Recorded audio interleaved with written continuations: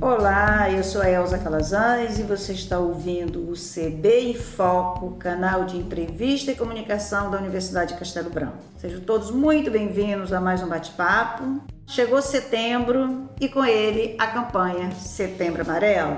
Bem, as campanhas de saúde relacionadas a cores têm cada vez mais relevância em diferentes países do mundo.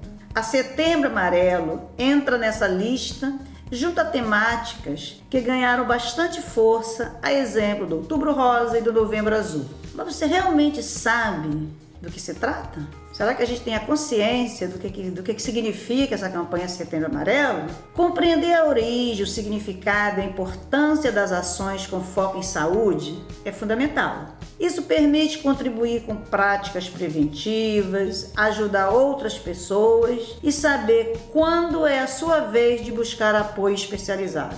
Isso é o mais importante. Afinal, ninguém está livre de lidar com problemas que afetam a condição física e mental. Portanto, o Setembro Amarelo é uma campanha desenvolvida anualmente para conscientizar sobre a importância da prevenção ao suicídio e tem como foco o compartilhamento de informações relacionadas à saúde mental, a desmistificação de preconceitos ligados aos tratamentos psicológicos e a recomendação de pedir ou oferecer ajuda sempre que for necessário. Da Universidade de Castelo Branco, o ICB em Foco de hoje é sobre a campanha Setembro Amarelo e transtornos mentais. E eu vou conversar com uma pessoa profissional muito importante para a gente, já esteve aqui outras vezes conversando conosco, que é a nossa querida psicóloga e psicanalista e professora da UCB, Thalita Baldin.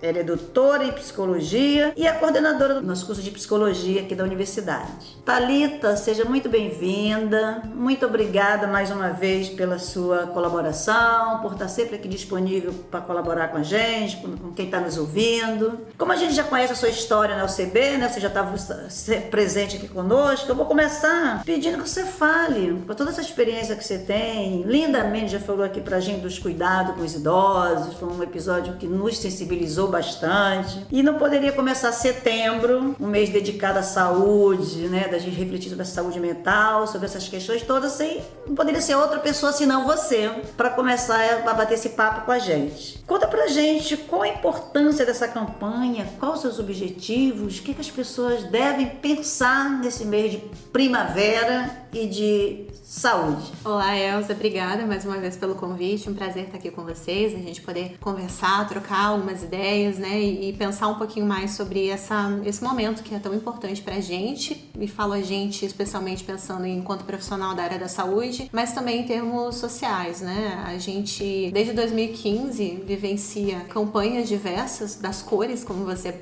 apontou muito bem aí, né, e algumas delas são até leis federais. O Setembro Amarelo não é uma lei federal, mas ele já está muito presente, né, na nossa sociedade. Aqui no Brasil, especialmente, a gente já tem aí há algum tempo, pelo menos desde 2015, 2016, nós já temos campanhas fortes em vários estados brasileiros falando disso. Possivelmente nesses meses as pessoas também veem alguns órgãos públicos, o próprio Cristo Redentor aqui em 2015, ele teve as cores, né, amarelas em homenagem ao Setembro Amarelo e também com uma proposta de reflexão. Então o Setembro Amarelo ele tem muito esse enfoque, né, ele é um mês em que a gente trabalha mais diretamente com a conscientização e prevenção ao suicídio, né, conscientização contra e a prevenção em relação ao suicídio. Ele é um mês que dentro das áreas da saúde de modo geral a gente dá um enfoque tanto no sentido de divulgar, né, ações e intenções que nós temos com relação a como prevenir, e possivelmente erradicar. E isso vem a partir da conscientização. Então a ideia da campanha é justamente isso, a gente conseguir falar sobre, para que as pessoas possam se reconhecer como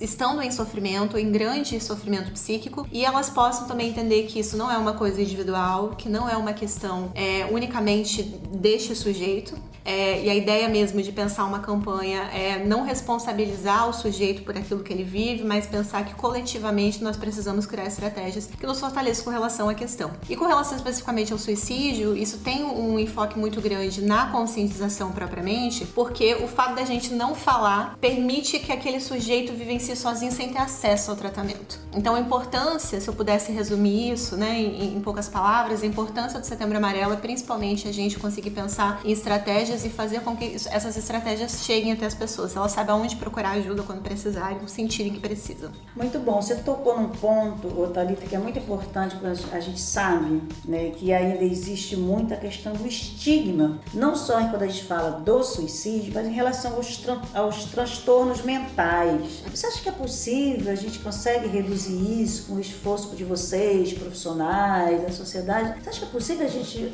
avançar na questão da redução desse estigma? Eu acredito que a gente já tem feito isso em grande medida, né? Principalmente porque as nossas próprias políticas públicas com ênfase na saúde, elas têm pensado esses espaços de portas abertas, né? Então, a gente tem a equipe do NASF, por exemplo, o Núcleo de Atenção à Saúde da Família, que é um espaço de portas abertas, então as pessoas podem chegar lá no seu postinho de saúde de referência, perguntar pela equipe, e lá na equipe a gente vai ter um psicólogo que vai poder fazer uma orientação, que vai estar na comunidade fazendo isso. Os próprios CAPs, né, que são os Centros de Atendimento Psicossocial, que são os espaços especialmente onde se trabalham com pessoas que têm transtornos mentais, estão em grande sofrimento psíquico, e são espaços em que se circulam, né, pessoas, não só os funcionários desses espaços, os pacientes propriamente desses espaços, mas também toda a comunidade ela é convidada a conhecer, a saber mais. A gente muitas vezes, quando também fala sobre isso, as pessoas perguntam, né, elas comentam, eu tenho um familiar que está passando por uma situação parecida, a gente fala que ele precisa procurar alguém e às vezes não quer ir para o consultório, porque o consultório também tem esse lugar, né, privado. Muitas pessoas procuram até um atendimento psicológico ou um psiquiatra e não contam, tem vergonha de falar que estão fazendo um tratamento como se isso fosse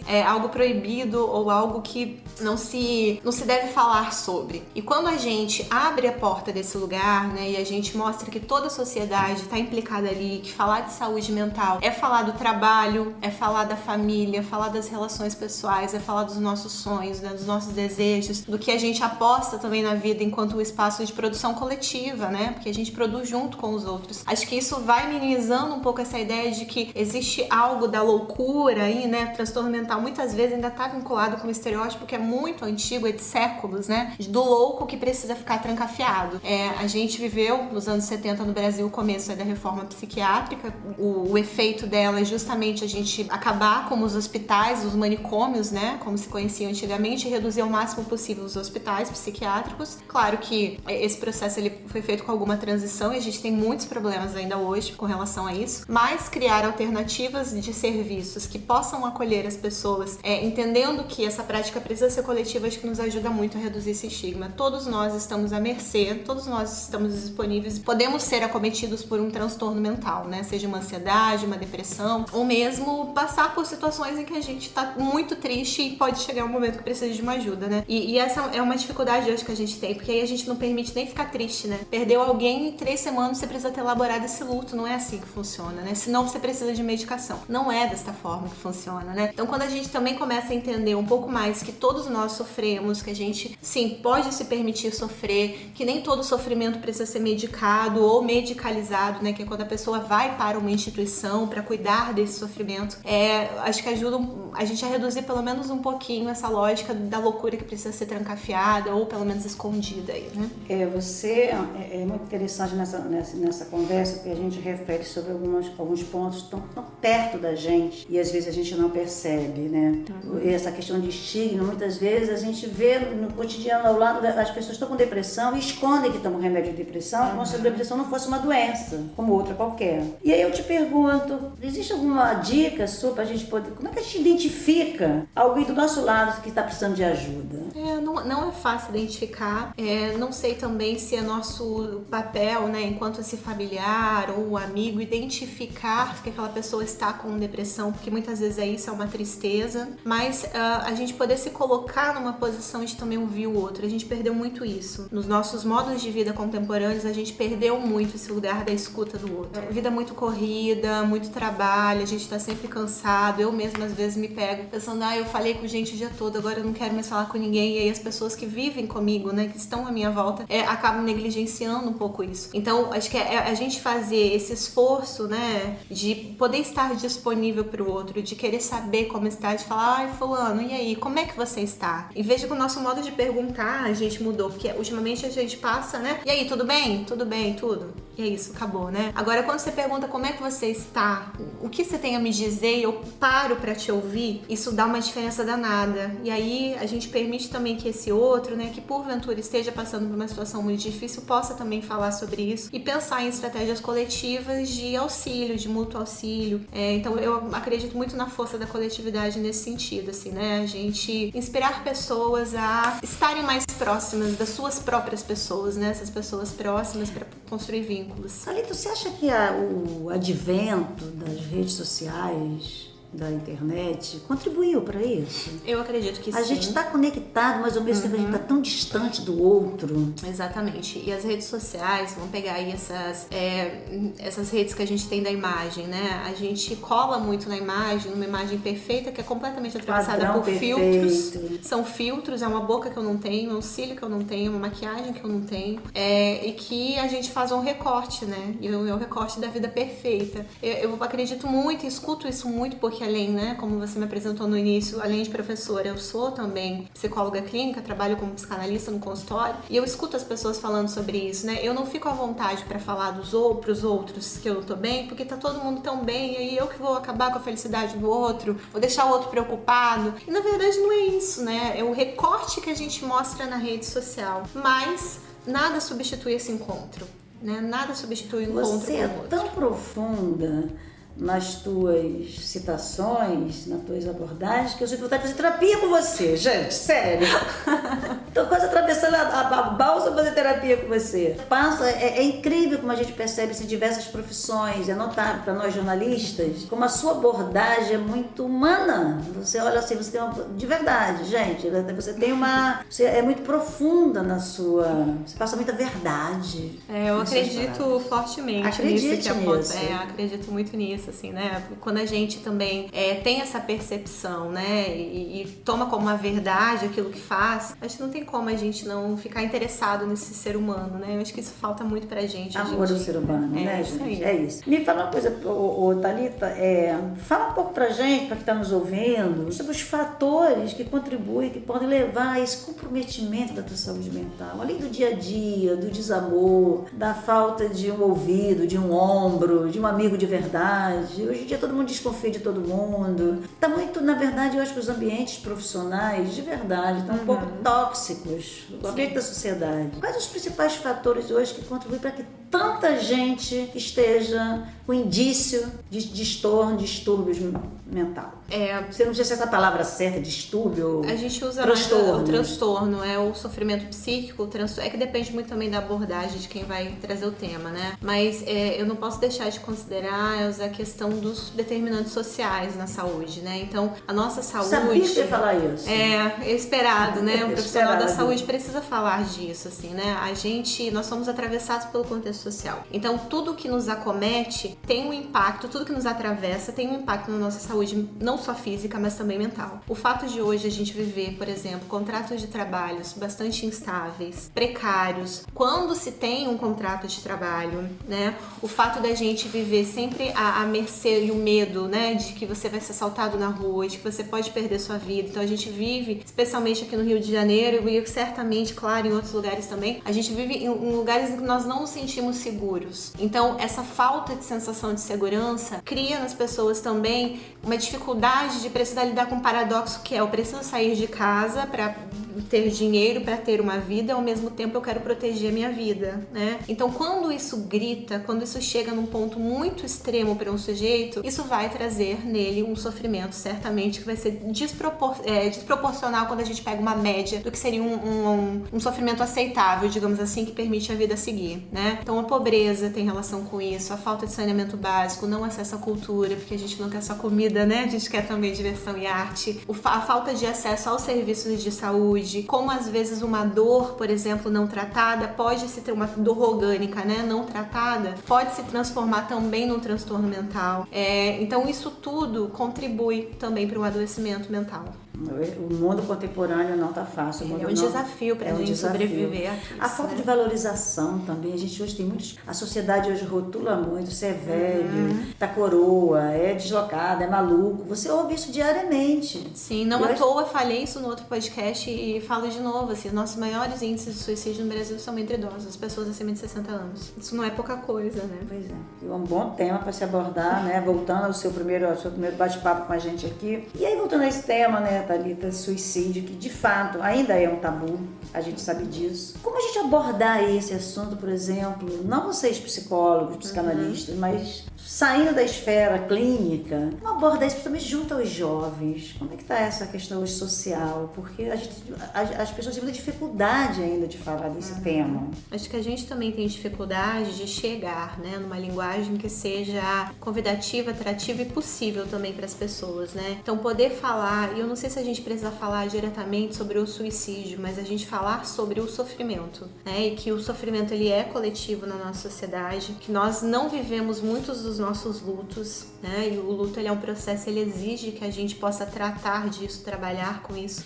Eu acho que isso acaba tendo como um efeito, né? Uma situação que pode ser um suicídio, não necessariamente, mas que pode ser. Então me parece muito que pra gente conseguir conscientizar efetivamente as pessoas sobre, né, que há estratégias e há outras possibilidades, outras saídas que não a morte, né, por suicídio, a gente também poder falar da vida. Então, eu acredito muito na potência dos grupos, assim, né, os grupos de conversa, os centros de convivência, falar sobre aquilo que nos dói, nos angustia, mas também aquilo que a gente sonha, aquilo que a gente deseja construir coletivamente. Acho que isso, falar também da vida é necessário para que a gente possa entender que a vida tem sofrimento, ela é inerente, né, ela tá na vida. Mas não é só, não precisa ser só isso, né? E não precisa resolver sozinho. Na dor, né? Exatamente. Porque é na dor que a gente cresce. Mas não precisa aprender com sofrimento. Exatamente. Há coisas que precisamos passar, mas nem todas, não é? Tem algumas que a gente pode também aprender com as experiências das outras pessoas. Então poder falar sobre me parece a melhor saída que a gente tem nesse momento, assim, né? De estratégia. Verdade. Dentro desse escopo que a gente está discutindo aqui, tem um tema que a gente não pode, eu acho que é bacana discutir com quem está nos ouvindo, trazer essa reflexão. Chama-se perda. Thalita, as pessoas sabem perder? É possível saber perder? Aprender a perder? Eu, particularmente, tenho muita dificuldade em perder. Com o tempo, eu evoluí para entender, tudo é efêmero, mas não é fácil perder. Claro, não é fácil perder, né? Como lidar com as perdas? Desde a vida, o emprego, a pessoa amada, um amigo, porque as pessoas são apegadas, na verdade. E quando a gente tem essa sensação de ter, não faz diferença se a gente perder o celular, o cachorro ou o pai. Porque a sensação do sujeito com relação àquele objeto de amor, né, seja qualquer um deles ou qualquer um outro, é de como se perdesse a própria vida, né, porque de fato é alguma parte de nós. E não é à toa que para muitas pessoas hoje perder o celular é muita coisa, porque é perder todas as minhas contas do banco, é perder todos os meus contatos. É desesperador, né? Então a gente não sabe perder, tanto que pela via das tecnologias a gente está criando modos de não perder, por isso que inventaram a nuvem, né? Não é à toa. Agora, tem coisas que nós vamos perder, as pessoas nós vamos perder. Me parece, né, minha visão aqui pessoal com relação a isso, que a gente tem muita dificuldade em perder porque a gente não consegue se ver desamparado. E quando a gente perde alguma coisa, a gente perde não só aquela coisa, mas também uma vida, né, ou uma ilusão de uma vida que a gente tinha quando possuía aquilo. Então, perder alguém é muito difícil porque eu preciso me imaginar, eu, por exemplo, Thalita, separada daquele que não está mais aqui. Isso pra gente é muito difícil. Faz parte da vida, os lutos existem. E a gente precisa, pra poder curar isso, olhar pra essa situação e conseguir vincular todo aquele afeto que a gente tinha com relação àquilo que foi perdido, né? Redirecionar para outras coisas, outros objetos de interesse. Então, eu perdi aquele trabalho, era o trabalho que eu gostava, era o que eu queria, mas ao mesmo tempo, se eu perco aquele trabalho, por exemplo, alguém que se aposenta, né, sai desse espaço, como eu posso transformar a dor da minha perda aqui, da minha identidade profissional, né, em de repente uma outra coisa completamente diferente, ou até no mesmo caminho, mas eu posso oferecer um curso para alguém, eu posso me colocar à disposição, treinar alguém, né? Se eu perco uma pessoa, não preciso necessariamente colocar outra pessoa no lugar, até porque isso não acontece. Mas relembrar também as histórias que se tem em termos da vida, né? O que se construiu junto, é muito importante pra gente poder elaborar e perceber que com aquilo que a gente perde, também tem alguma coisa aí que pode vir se tornar uma coisa muito bonita, né? Com aquilo que fica. Para fechar o nosso tema da campanha, antes de você fazer as tuas considerações, deixar as tuas dicas para as pessoas, uma pessoa que existe tendência suicida, uma pessoa que tem ideia suicida, elas emitem sinais? Existem sinais que a gente que possa nos ajudar a identificar? Sim e não. Né? Não necessariamente. Não sei se poderíamos falar sobre tendências suicidas, né? Ou se alguém teria uma tendência ao suicídio. tenho dúvidas, tendo a dizer que não. Mas algumas pessoas dão sinais e outras não, né? Então, quando a gente percebe que alguém que é muito expansivo, de repente para de aparecer, para de falar, a gente sabe que alguma coisa ali tá acontecendo. Agora, a depressão, que por exemplo é uma das principais causas de suicídio, ela não tem cara. Então, muitas pessoas estão profundamente deprimidas, mas falam pra caramba, vão pra todas as festas, né? E internamente, dentro de si, tá se sentindo muito mal. Então, não sei se tem um sinal pra gente identificar, mas talvez a gente possa pensar muito mais nesse sentido de conseguir estar disponível pra ouvir o outro e permitir que o outro fale caso ele precise de alguma coisa. E aí, nessa fala, assim, a gente pode pegar que algumas coisas não estão indo muito bem, que alguma coisa ali tá sendo muito difícil de lidar, ou que tem algo que eu não tô conseguindo mais fazer. E aí sim a gente pode pensar, né, para uma pessoa leiga, por exemplo, fazer um encaminhamento, né, dar uma dica ali, um conselho, olha, acho que seria bom você procurar alguém, né, para poder falar sobre isso. Ou um profissional mesmo também conseguir identificar isso no seu paciente, mesmo que não seja um psicólogo ou um psiquiatra, né, mas de encaminhar para conversar com uma outra pessoa. Eu já recebi muitos encaminhamentos, especialmente de psiquiatras. Isso é interessante, né, porque as pessoas em geral procuram a medicação. Então elas vão para o psiquiatra. E o psiquiatra... É a noção de que eu tô maluco, de que eu preciso de medicamento. E aí fica essa coisa escondida, né? Porque eu tô maluco, então é isso. As aí no psiquiatra eu vou uma vez. Tem dificuldade de falarem sobre isso? Eu acredito que tem. Tem muita dificuldade. Hoje, as gerações mais novas, menos do que as mais velhas. Então, por exemplo, os meus pais estão na faixa de 60 anos, eles têm muita dificuldade de falar sobre si, né? Sobre as suas angústias, os seus desejos. A minha geração, 30 e poucos, fala mais, mas eu tô percebendo um movimento, principalmente entre os adolescentes, que eles têm conseguido se posicionar muito mais no que eu quero, o que eu não quero, eu não gosto disso, eu não quero que você faça isso. Coisa que as nossas gerações mais velhas foram muito caladas. Eles são mais livres. Né? De alguma forma eles são mesmo, que não quer dizer que não vai gerar também outros sofrimentos, né? Mas pelo menos se pode falar mais sobre isso, né? Muito bem, é sempre um grande prazer, mas é muito bom conversar com você. E eu queria que você deixasse sua mensagem, fizesse suas considerações finais, fala pra quem tá ouvindo a gente, tanta coisa boa que você tem para dizer, que um dia seria pouco, mas pegando em bala desse setembro amarelo, desse momento, eu acho que o mês é só uma consequência, né? Mas o importante é que a gente está aqui. Eu acho que a tua mensagem principal, que eu tiro da conversa com você, é sempre uma coisa muito positiva que você me passa, a certeza da gente olhar para o outro, né? Eu tô aqui e é possível você se doar.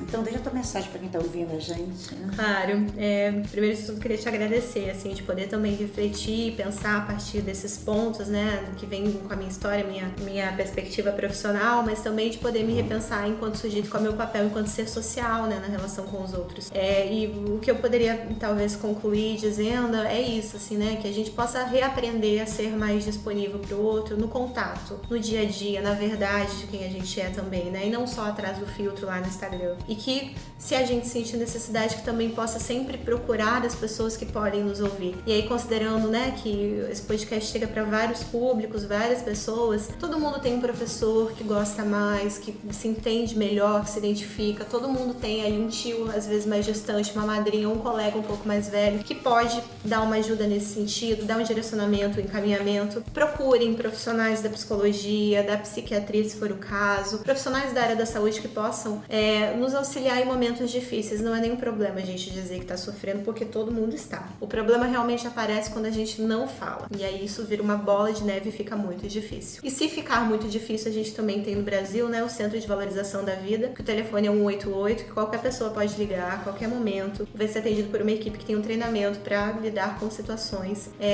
emergenciais, né, em que essa pessoa esteja tendo uma ideação suicida ou algo similar. Mas lembrando, o CVV, ele é só uma medida de emergência, né? Porque a nossa saúde mental, ela não pode ser tomada como um incêndio, né? A gente precisa cuidar para que esse fogo não se acenda. Então é preciso um cuidado o tempo todo. Muito obrigada, Thalita. Obrigada mesmo. Assim, você vai voltar com certeza para continuar conversando com a gente. Eu tô quase criando uma série Thalita em Foco pra gente. Eu acho que vai ser muito bacana. Muito obrigada. Este foi o CB em Foco, podcast exclusivo da Universidade de Castelo Branco, disponível na sua plataforma de áudio preferida. Essa edição contou com a colaboração de roteiro e edição de áudio de Bruno Silento. Muito obrigada e até o próximo episódio.